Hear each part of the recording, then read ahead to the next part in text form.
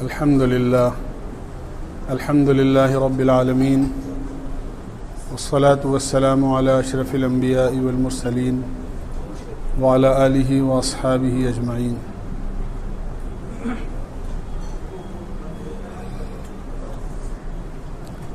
دوستو بزرگو،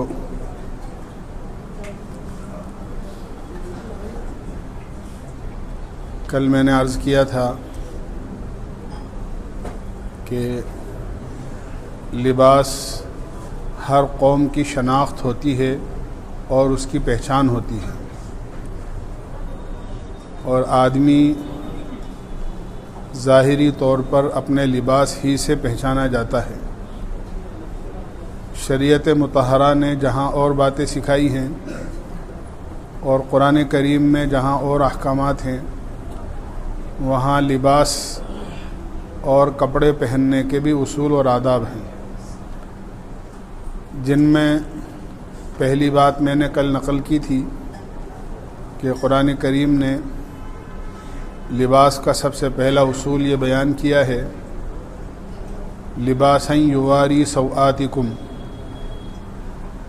کہ لباس ایسا ہونا چاہیے کہ چاہے مرد ہو یا عورت دونوں کے ستر کو چھپا لیں، اور یہ وہی لباس ہو سکتا ہے جو 3 عیبوں سے پاک ہو. پہلا عیب یہ ہے کہ وہ چھوٹا نہ ہو، دوسرا عیب یہ ہے کہ باریک نہ ہو، اور تیسرا عیب یہ ہے کہ وہ چست نہ ہو. اگر ان 3 چیزوں سے وہ پاک ہے تو وہ شریعت کے دائرے کے اندر لباس کہلانے کا مستحق ہے. دوسری بات لباس سے متعلق جو شریعت مطہرہ نے بیان کی ہے کہ وریشہ، یعنی لباس اچھا ہونا چاہیے.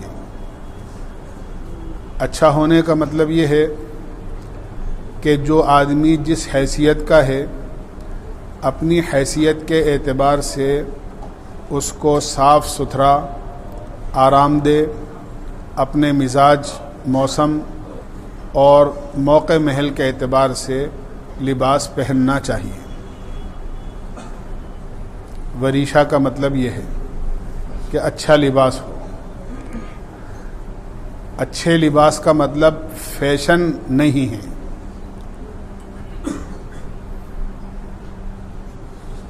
صاف ستھرا، پاک صاف، اپنی حیثیت کے مطابق جو اچھے سے اچھا آدمی لباس پہن سکتا ہے وہ پہننا چاہیے. اللہ کے نبی علیہ الصلاۃ والسلام کی خدمت میں ایک صحابی ہمیشہ اس حال میں آتے تھے کہ ان کے کپڑے کئی جگہ سے پھٹے ہوئے رہتے تھے. آپ نے ان سے پوچھا کہ تمہاری مالی حیثیت کیسی ہے؟ تو وہ کہنے لگے اللہ کا شکر ہے، اللہ کا دیا ہوا میرے پاس بہت کچھ ہے، اور ہر قسم کا مال ہے جو اس زمانے میں ہوا کرتا تھا. جیسے ہمارے ہاں اس زمانے میں پیسے روپیے ہوتے ہیں، اس زمانے میں بھیڑ، بکریاں، اونٹ، گائے، بیل یہ ہوا کرتے تھے. انہوں نے کہا میرے پاس ہر قسم کا مال ہے، سونا چاندی بھی ہے، درہم دینار بھی ہیں، گائے بکریاں بھی ہیں، سب ہیں. اللہ کے نبی علیہ الصلاۃ والسلام نے ارشاد فرمایا اللہ کی ان نعمتوں کا اثر میں تمہارے لباس پر نہیں دیکھ رہا ہوں، کیا بات ہے؟ اور پھر ان سے یہ کہا کہ اللہ نے جب نعمتیں دی ہیں تو اس نعمت کا اثر تمہارے لباس پر بھی ظاہر ہونا چاہیے. یعنی صاف ستھرا اور اچھا لباس پہنا کرو جب اللہ نے تمہیں وسعت دی ہے اور اللہ نے صاحب حیثیت بنایا ہے اور اللہ تعالیٰ نے تمہارے اوپر اپنی نعمتوں کی بارش کر رکھی ہے، تو اس کا اثر تمہارے لباس پر بھی ہونا چاہیے. صاف ستھرے اور اچھے لباس کا مطلب آدمی کو آرام دے ایسا لباس آدمی پہنے، یعنی من بھاتا لباس پہنے، آدمی کے جی کو اچھا لگے، طبیعت کو اور آدمی کے مزاج کو آرام پہنچائے، ایسا لباس پہننا چاہیے. ایسا لباس ہرگز نہیں ہونا چاہیے جو اپنے آرام سے زیادہ اس میں مقصود دوسروں کا دکھانا مقصود ہے۔ دونوں چیزیں الگ الگ ہیں۔ ایک اچھا لباس آدمی اس لیے پہن رہا ہے کہ یہ جسم پر مجھے آرام دیتا ہے، مثلا گرمی کے موسم میں آدمی کاٹن کا کپڑا پہن رہا ہے، آرام دہ ہے۔ سردی کے موسم میں آدمی گرم کپڑے پہنتا ہے، ذرا موٹے کپڑے پہنتا ہے، یا موسموں کے اعتبار سے، علاقوں کے اعتبار سے، جہاں موسم الگ الگ ہوتے ہیں وہاں آدمی اپنے حساب سے کپڑے پہنتا ہے۔ آدمی کے جسم کو آرام پہنچانے والا اور اپنے جی کو بھانے والا اور راحت پہنچانے والا لباس،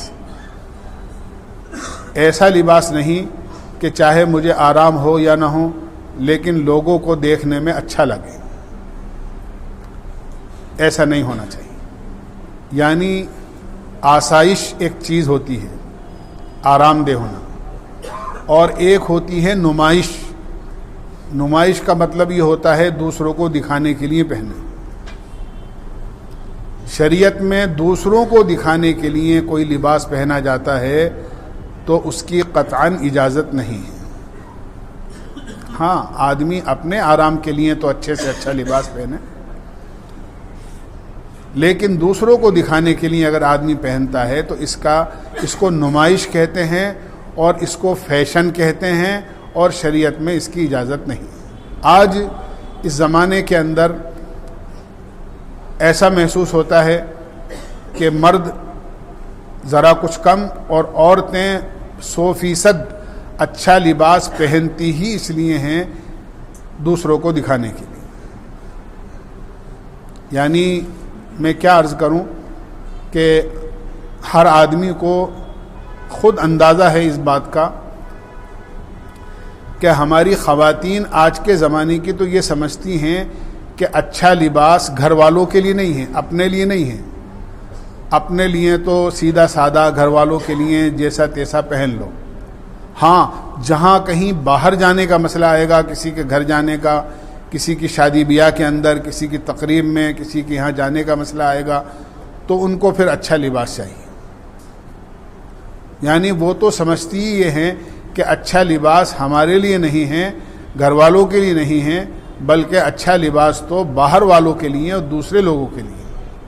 یہ بہت خطرناک بیماری ہے۔ اسی لیے عام طور سے گھر میں مستورات اتنی سادہ رہتی ہیں کہ گھر میں میلی کچیلی رہیں گی، کوئی زیادہ صاف ستھرے کپڑے نہیں رہیں گے، اور جہاں مردوں نے یہ کہا کہ بھئی آج بازار چلنا ہے، آج کسی کا ملنے چلنا ہے، آج فلاں جگہ شادی ہے، آج فلاں سے یہاں سے دعوت نامہ آیا ہے، وہاں چلنا ہے، پھر آپ دیکھیے ان کا کیا انداز ہوتا ہے اپنے آپ کو سنوارنے کا اور کپڑے پہننے کا۔ یہ چیز نمائش کی چیز ہے، اس سے بچنے کی کوشش کرنا چاہیے، بلکہ بچنا چاہیے۔ عورت کے لیے تو اللہ نے جو اچھے سے اچھا لباس، یا جو بھی اس کی خوبصورتی ہے لباس کے اعتبار سے، چہرے مہرے کے اعتبار سے، وہ اس کے شوہر کے لیے ہیں۔ صاف ستھرا رہنا ماں باپ کے سامنے ماں باپ کے لیے ہیں، وہ ماں باپ کی اولاد ہیں، ماں باپ اپنی اولاد کو صاف ستھرا دیکھتے ہیں۔ شوہر اپنی بیوی کو اچھے انداز سے دیکھتا ہے تو اس کا دل خوش ہوتا ہے۔ حدیث میں آتا ہے کہ اگر بیوی اپنے گھر کے اندر اس انداز سے رہے کہ جب شوہر باہر سے آئے تو اس کو دیکھ کر اس کی طبیعت خوش ہو جائے، اللہ تعالیٰ نے، اللہ کے نبی علیہ الصلاۃ والسلام نے ارشاد فرمایا، ایسی عورت جنتی ہے اور اللہ ایسی عورت پر اپنی رحمت نازل فرماتے ہیں۔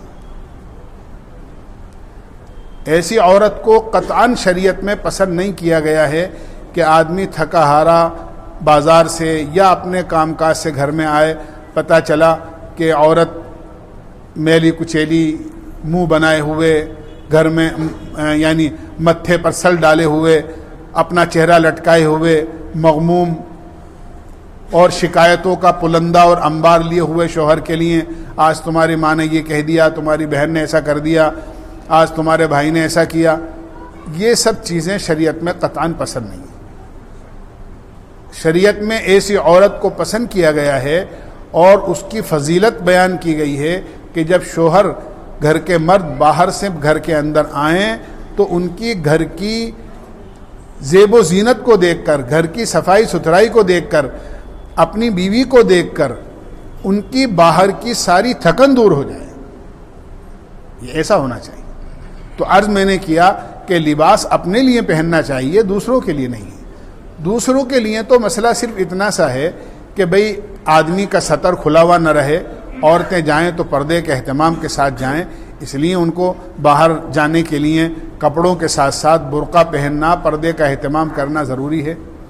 لیکن ہو یہ رہا ہے کہ جو چیز مردوں کی نظروں کے اندر آتی ہے وہ چیز زیادہ خوبصورت اور زیادہ مہنگی ہوتی ہے.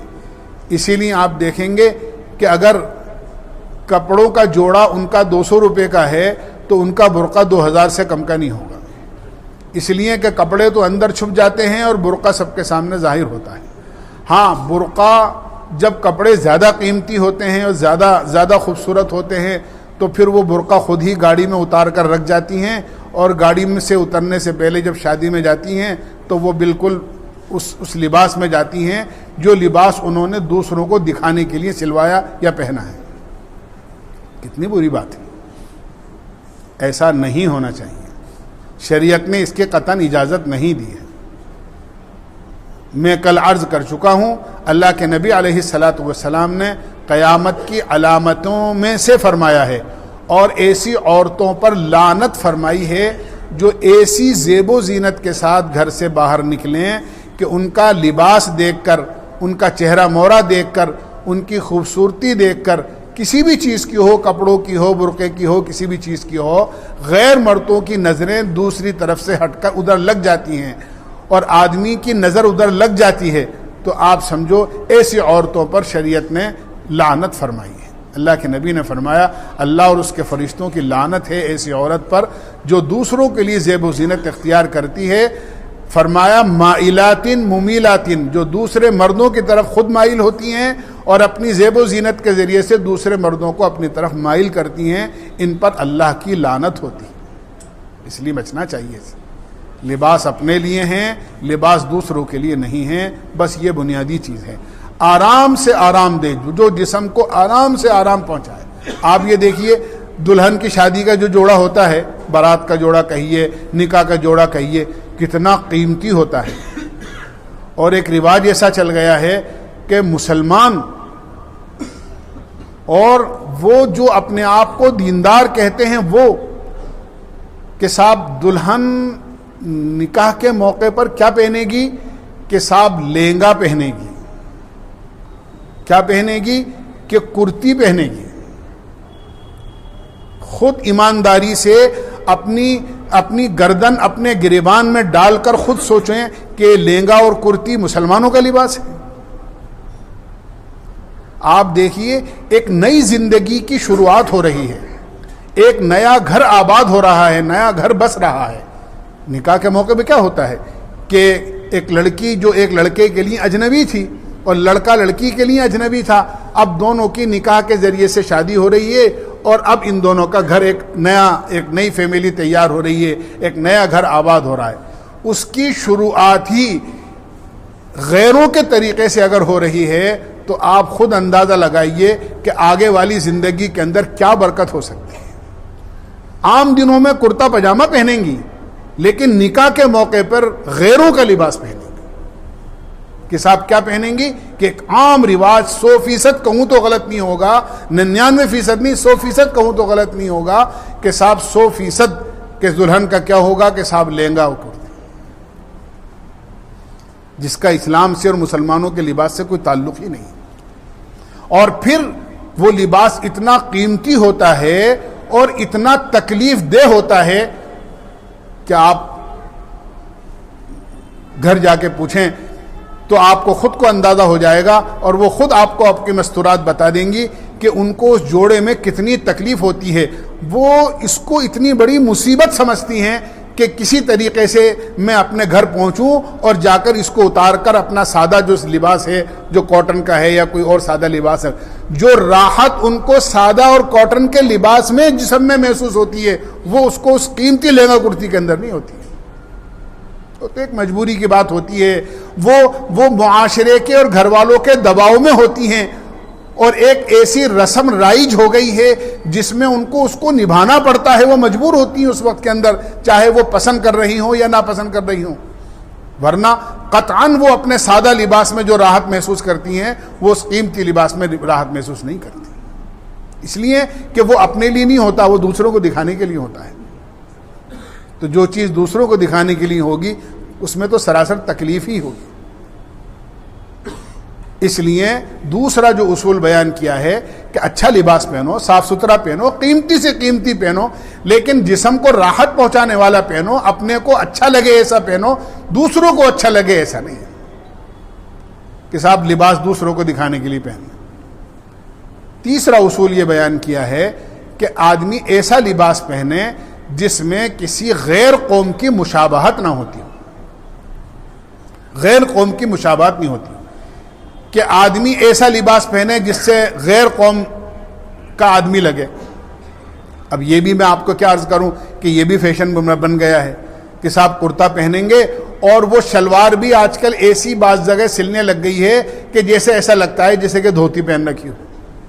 آپ سب جانتے ہیں، یہ کوئی ایسی بات نہیں کہہ رہا میں جو آپ کے لیے اجنبی ہو، یہ سب ہمارے معاشرے میں کہ صاحب پاجامہ بھی ایسا بن رہا ہے کہ دیکھنے میں ایسا لگے جیسے کہ دھوتی پہن رکھی ہو۔ کیا اسلام ہمیں پسند نہیں ہے، پھر ہم یہ کہتے ہیں ہمارے ساتھ ایسا ہو رہا ہے، ہمارے ساتھ یوں ہو رہا ہے اور ہم برباد ہو رہے ہیں اور ہمارے اوپر اللہ کا عذاب آ رہا ہے اور اللہ کی پکڑ ہو رہی ہے۔ ہم خود تو اسلام کو چھوڑ کر غیروں کے طریقوں کو اپنا رہے ہیں، پھر کس سے گلہ کر رہے ہیں؟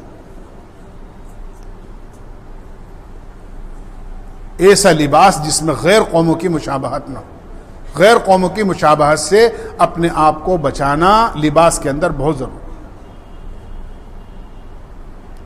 ایسا نہیں کہ صاحب امریکہ والوں نے ایسا پہنا، پھٹی ہوئی پینٹ پہننی شروع کر دی تو ہم نے بھی پھٹی ہوئی پینٹ پہننی شروع کر دی، اور وہ ثابت پینٹ کے مقابلے میں زیادہ پیسوں میں بک رہی ہے۔ کیوں؟ کہ وہ فیشن والی ہے، اس لیے کہ کسی ایسے آدمیوں کو پہنا ہوا دیکھ لیا جن کے بارے میں نے عرض کیا تھا کل، جن کو نہ ہگنا آتا ہے نہ موتنا آتا ہے۔ آپ دیکھو اسلام نے کیا طریقہ بتایا ہے، اسلام نے تو ایسا طریقہ بتایا ہے، میں عرض کرتا رہتا ہوں، کئی دفعہ میں نے شاید بیانات میں کہا بھی ہے کہ ایک ملک کے اندر ایک ہاسٹل کے اندر غیر مسلم اسٹوڈنٹس بھی رہتے تھے اور ایک مسلمان بھی تھا، وہاں ڈرائی کلین بھی تھی گراؤنڈ فلور کے اندر، جب سب کے کپڑے دھلنے آتے تھے وہیں پہ عیسائی ایک لڑکی وہ کپڑے لیا کرتی تھی، وہ دھونے دھلانے کا ڈرائی کلیننگ پر وہ اپنے کام کرتی تھی، یورپ میں عام طور سے اسی طرح ہوتا ہے۔ ایک دن اس مسلمان لڑکے کو اس عیسائی لڑکی نے بلایا اور بلانے کے بعد یہ کہا کہ ایک بات پوچھنا چاہتی ہوں، آپ سے سوال کرنا ہے کہ یہ جتنے لوگ رہتے ہیں یہاں پر ان سب کے کپڑے دھلنے آتے ہیں، آپ کے بھی آتے ہیں، ان سب کے کپڑوں میں پیشاب کی انتہائی بری بدبو ہوتی ہے، آپ کے کپڑوں میں نہیں ہوتی۔ اس نے کہا میں مسلمان ہوں اور مسلمانوں کا طریقہ اسلامی یہ ہے کہ وہ پیشاب کر کے اپنے جسم کو پانی سے پاک کرتے ہیں، نہ پیشاب کے قطرے جسم پر لگتے ہیں نہ پیشاب کے قطرے کپڑوں میں لگتے ہیں، ہمارے کپڑے پیشاب کی غلاظت اور ناپاکی سے پاک ہوتے ہیں۔ باقی اور لوگ ایسا نہیں کرتے، اگر 5 دفعہ پیشاب کیا ہے دن میں 24 گھنٹے میں، روز بھی کپڑے بدلیں تو 5 دفعہ کا پیشاب کپڑوں میں لگا ہوا ہوتا ہے، اس لیے بدبو ہوتی ہے۔ سوچنے پہ مجبور ہو گئی، ان کی لفٹ تھی، چلی گئے، وہ اوپر رہتا تھا کہیں، لفٹ کے انتظار میں تھے۔ اگلے دن جب وہ اپنے کالج سے یونیورسٹی سے آئے تو اس لڑکی نے پھر بلایا اور بلانے کے بعد یہ کہا کہ آپ لوگ اگر کسی کو اسلام میں داخل کرتے ہو تو اس کا کیا طریقہ ہوتا ہے؟ میں مسلمان ہونا چاہتی ہوں۔ میں نے کل سے غور کیا کہ جس اسلام میں پیشاب کرنے کا اتنا پاکیزہ طریقہ بتایا گیا ہو، اس میں اور چیزیں کتنی پاکیزہ اور کتنی اچھی ہوں۔ تو میں نے عرض کیا اسلام نے جو طریقہ استنجے کا اور پیشاب کا بتایا ہے وہ غیر مذہبوں میں نہیں ہے۔ تو میں نے اسی لیے عرض کیا آپ سے کہ جن کو ہگنا موتنا نہیں آتا ہے ان کو ہم فالو کر رہے ہیں، ان کی نقل کر رہے ہیں، اور جو اللہ کے محبوب بندے ہوتے ہیں انبیاء علیہم السلام، جناب رسول اللہ صلی اللہ علیہ وسلم، آپ کے پیارے صحابہ، ازواج مطہرات، بنات طیبات، صحابہ کرام کی گھر کی عورتیں، آج ان کی نقل کرنے کو نہ ہم تیار ہیں نہ ہماری گھر کی عورتیں تیار ہیں۔ اور رہا مسئلہ فیشن کا، تو فیشن تو اتنی جلدی بدلتا ہے کہ ایک شہر کے اندر ایک صاحب سنانے لگے کہ ایک آدمی بہت تیزی کے ساتھ میں تھیلی ہاتھ میں لیے ہوئے گھر کی طرف دوڑ رہا تھا، بہت تیزی کے ساتھ۔ تو ان کے کوئی جاننے والے تھے، انہوں نے کہا اللہ خیر کرے، کیا بات ہے اتنی بھاگ کر جا رہے ہو گھر کے اندر؟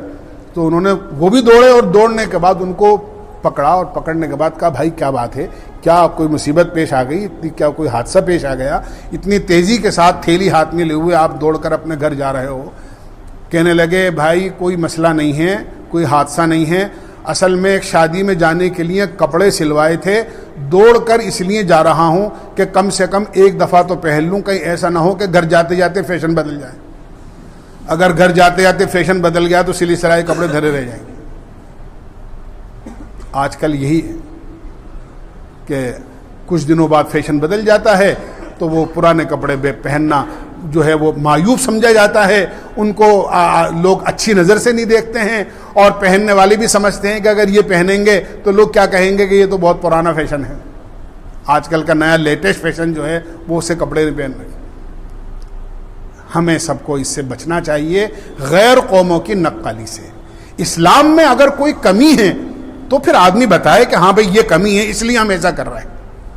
اللہ نے ہمیں ایسا کامل مکمل مذہب دیا ہے جس میں بچے کے پیدا ہونے سے لے کے دنیا سے جانے تک، قبر کے پیٹ میں جانے تک ایک ایک چیز کا طریقہ اور ایک ایک چیز کا اصول بیان کیا گیا ہے۔ پھر ہم کیوں غیروں کا طریقہ اختیار کرتے ہیں؟ سوچنا چاہیے۔ اسی طرح فرمایا کہ تکبر کے طور پر کوئی لباس نہ پہنا جائے جس سے آدمی کو بڑائی ظاہر ہو، لوگوں کے سامنے آدمی یہ ظاہر کرے کہ صاحب دیکھیے ہم بھی پیسے والے ہیں، ہم بھی مال والے ہیں، ہم بھی بڑے آدمی ہیں۔